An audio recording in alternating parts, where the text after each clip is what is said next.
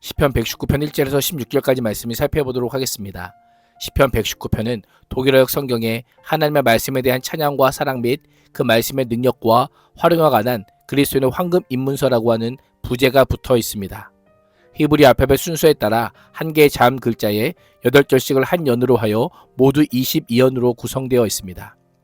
176절 중 172절이 모두 말씀, 즉 율법을 언급하며 말씀이 우리 인생에 얼마나 소중한지, 말씀이 얼마나 우리 삶에 필요한 것인지, 말씀이 얼마나 가치 있는 것인지를 강조합니다. 1절에서 8절은 알렙, 행복한 사람들입니다. 1절의 히브리어 첫 번째 자음인 알렙으로 시작합니다. 원문에 따르면 행복하여라, 온전한 자들의 길, 여호와 율법을 따라 걷는 자들이라고 합니다. 온전하다라는 것은 완비하다, 완성하다라고 하는 뜻으로 비난받을 만한 행동을 하지 않고 신실하고 정직하고 흠이 없는 삶을 사는 것을 가리킵니다. 시인은 온전함의 기준을 여호와 율법에 두며 율법을 온전히 지켜 행하는 자가 복된 인생임을 선포합니다. 그런데 세상에 흠없는 완벽한 사람이 존재할까요? 시편 14편은 여호와께서 하늘에서 인생을 굽어 살피사 지각이 있어 하나님을 찾는 자가 있는가 보려 하신즉 다 치우쳤으며 함께 더러운 자가 되고 선을 행하는 자가 없으니 하나도 없도다 라고 선언합니다. 말씀대로라면 이 땅에 행복한 사람, 복 있는 사람은 아무도 없습니다. 우리 스스로는 결코 하나님 앞에 온전할 수 없는 존재입니다. 율법에 따르며 흠과 결점투성이요 악을 행하기에 익숙한 존재요 죄의 덩어리입니다. 그럼에도 불구하고 왜 시인은 이런 선언을 하는 걸까요? 그 길이 미완의 길이어도 여호와 율법에 의해 여호와의 가르침에 따라 여호와께서 알려주시는 방향을 따라 걷는 자에게는 온전한 삶이 약속되어 있고 복이 보장되어 있음을 알려주기 위함입니다. 즉 우리가 추구해야 될 삶의 목표가 무엇인지를 분명하게 알려주고 있는 것입니다. 그렇습니다. 복은 내가 만들어갈 수 있는 것이 아니라 위로부터 받는 것입니다. 하나님께서 주셔야만 하는 것입니다. 복은 하나님과 하나님의 말씀이 가르쳐주신 방향을 설정하는 것에서부터 시작됨을 우리는 반드시 기억해야 합니다. 1절과 2절에 복이 있다라고 하는 표현은 바르다, 똑바로 걷다라고 하는 의미를 가지고 있습니다. 복이 있다는 것은 많은 것을 가지거나 많은 것을 누리는 것이 아니라 하나님과의 바른 관계를 맺고 하나님께서 율법을 통해 알려주신 길을 똑바로 걸음으로 누리게 되는 은혜와 풍성함을 가리킵니다. 즉 복 있는 삶이란 하나님과 말로 동행하는 자가 아니라 삶으로 동행하는 자임을 잊지 말아야 합니다. 3절에서 시인은 부정어를 사용하여 복을 다시 한번 설명합니다. 하나의 진리를 긍정적인 표현과 부정적인 표현을 함께 사용하여 강조하는 것은 히브리 지혜 문학의 특징 중 하나입니다. 복 있는 사람은 불의, 즉 하나님의 거룩하신 뜻과 성품을 거스르는 모든 행위를 하지 않습니다. 하나님의 말씀은 우리가 행해야 할 옳은 것을 드러낼 뿐 아니라 행하지 말아야 할 불의를 드러내는 역할을 합니다. 복 있는 사람은 여호와의 가르침과 교훈과 방향을 따라 마땅히 걸어가는 자임을 잊지 말아야 합니다. 4절에서 시인은 주님께서 우리에게 주님의 법도를 주시고 성실하게 지키라고 명령하셨음을 고백합니다. 여기서 명령이란 그 아버지가 자녀에게, 주인이 종에게, 임금이 신하에게 책임과 의무를 부과하거나 명령할 때 사용되던 표현으로 단순한 권고나 부탁이 아니라 반드시 지켜야 하는 매우 강력한 명령입니다. 하나님의 말씀을 지키는 것은 행복한 은총을 얻는 수단이기 전에 인간의 본분이요 인간의 사명임을 알려주고 있습니다. 하나님의 말씀을 온 힘을 다해 지키는 것이 인간의 사명임을 고백한 시인은 하나님의 말씀대로 살아갈 수 있기를 간구합니다. 고대 군동에서는 지켜야 할 규칙이나 법령을 돌판이나 금속판에 새겨 많은 사람들이 왕래하는 공적인 장소에 두곤 하였습니다. 이것이 바로 규례입니다.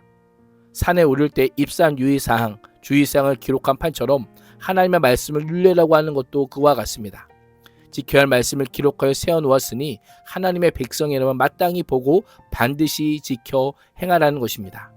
그래서 시인은 내가 주님의 율례들을 성실하게 지킬 수 있도록 내 길을 탄탄하게 하셔서 흔들리는 일이 없게 해주십시오라고 기도하고 있는 것입니다. 8절에서는 나를 아주 버리지 마옵소서라고 고백하는 것을 보면 시인은 어려운 가운데 있지만 환난 중에도 끝까지 하나님에 대한 신뢰를 약속하고 있습니다. 그와 동시에 하나님께서도 약속을 지켜달라고 간구합니다. 바로 이것이 언약입니다. 지금은 환난을 당하지만 주께서 의롭게 판단하실 날이 올 것이기에 그때 가장 먼저 감사할 날이 될 것이다 라고 고백합니다. 이 모습은 하나님 앞에서 율법을 행하는 자만이 보일 수 있는 반응입니다. 그렇습니다. 말씀을 지키다가 고난당하는 것은 수치가 아닌 영광이요 하나님 앞에서 성도가 누릴 아름다움임을 잊지 말아야 합니다. 9절에서 16절은 베트, 행실의 기준이 되는 여호와의 말씀입니다. 시인은 히브리의 두 번째 알파벳인 베트를 사용하여 시작합니다. 시인은 여호와를 지혜의 선생님처럼 여기며 무엇으로 청년이 자기에게를 깨끗이 할까요? 라고 묻습니다. 깨끗하다라는 것은 도덕적으로 순수하고 순결한 상태를 유지하고 지키는 것이고 죄의 영향력에서 벗어난 상태를 가리킵니다. 청년의 여러 가지 특징이 있지만 무엇보다 청년의 특징은 자신감입니다. 인생에 있어서 에너지가 가장 강력한 시기이기에 아직 자신의 한계를 잘 모릅니다. 누군가의 권위를 인정하고 고개를 숙이는 것도 쉽지 않습니다. 그러나 시인은 청년의 때에 하나님의 말씀의 권위를 인정하며 진심으로 따르겠습니다라고 서원합니다. 잠시가 아닌 주의 말씀을 마음에 두고 내내 따르겠다라는 것입니다. 주의 말씀을 마음에 두는 것만이 범죄하지 않는 사실임을 깨달은 시인은 12절에서 다 아는 것처럼 여기지 않고 율례를 가르쳐달라고 간청합니다. 찬송을 받으실 주 여호와라고 고백하며 가르침을 받기 전에 먼저 하나님을 찬양하는 삶을 살고자 하는 마음을 내비칩니다. 가르침을 받을 뿐 아니라 입으로 선포하며 사람들이 온갖 많은 재물을 즐거워함 같이 자신은 주의 말씀을 더 즐거워하겠다라고 결단합니다. 여기서 즐거워하다라는 것은 일상적인 기쁨이 아닌 주체할 수 없을 정도로 넘쳐나는 커다란 기쁨을 가리킵니다. 이 고백을 누가 할 수 있겠습니까? 말씀이 주는 즐거움을 경험한 사람, 즉 말씀의 맛을 맛본 사람만이 할 수 있는 고백입니다. 말씀을 지킬수록 하나님을 알고 하나님의 나라를 경험하고 하나님의 복을 누려본 자만이 누릴 수 있는 복인 것입니다. 시인은 주의 법도에 완전히 몰입하여 주의 길을 응시할 뿐 아니라 주의 율례를 즐거워하며 주의 말씀을 잊지 않겠습니다라고 다짐합니다. 일상에서 작은 소리로 말씀을 읊조리고 늘 곁에 두고 말씀이 이끄는 대로 주의 길에 따라가며 말씀을 망각하지 않을 것을 결단하고 있는 것입니다. 그렇습니다.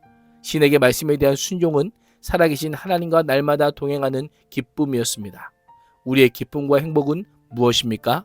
오늘 하루도 주의 율법을 행하고 지키고 따르며 주의 도를 선포하고 즐거워하는 복을 누릴 수 있기를 주님의 이름으로 축복합니다. 기도하겠습니다. 하나님, 오늘 하루도 말씀에 순종함으로 생명을 누리는 복과 하나님과 동행하는 행복을 누리게 하여 주옵소서. 예수님의 이름으로 기도합니다. 아멘.